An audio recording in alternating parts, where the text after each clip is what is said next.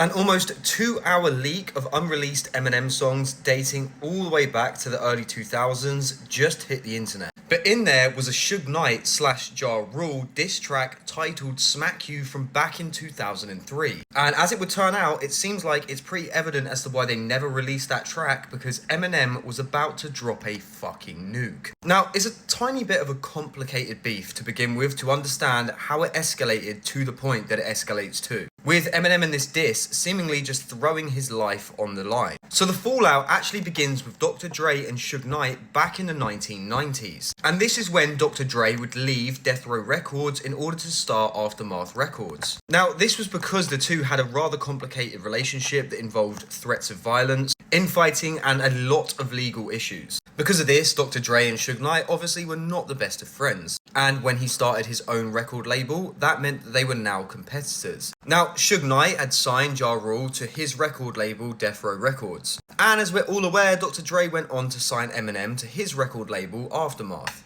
But the beef didn't publicly become a major issue until 50 Cent signed with Eminem and Dr. Dre to Aftermath. The conflict would then escalate when both 50 Cent and Eminem released disses aiming at Ja Rule. In particular, Eminem's verse on a track titled Hail Mary, which was seen as a direct shot at Ja Rule. Now, Ja Rule did respond to Eminem via radio interviews and through some of his music, but he claimed that Eminem was using Ja Rule's Fueled for publicity and that he was jealous of Ja Rule's success. But the rivalry then intensified with additional tracks, with one in particular being Ja Rule's track Loose Change back in 2003, which included direct insults aimed at Eminem and his family, so Kim and his daughter Haley. But Eminem's response actually came in the form of a song titled Like Toy Soldiers, where Eminem addresses the feud and the broader implications of rap beefs. And with the new leak, Smack You, Like Toy Soldiers makes a hell of a lot more sense. It would seem like because of Eminem's relationship with Dr. Dre and Dr. Dre's previous relationship with Suge Knight, Eminem was able to uncover a multitude of different things, but was going to be the one to release it. And it's more than likely with Dr. Dre's feud being with Suge Knight, knowing that Suge Knight would have gone after Eminem,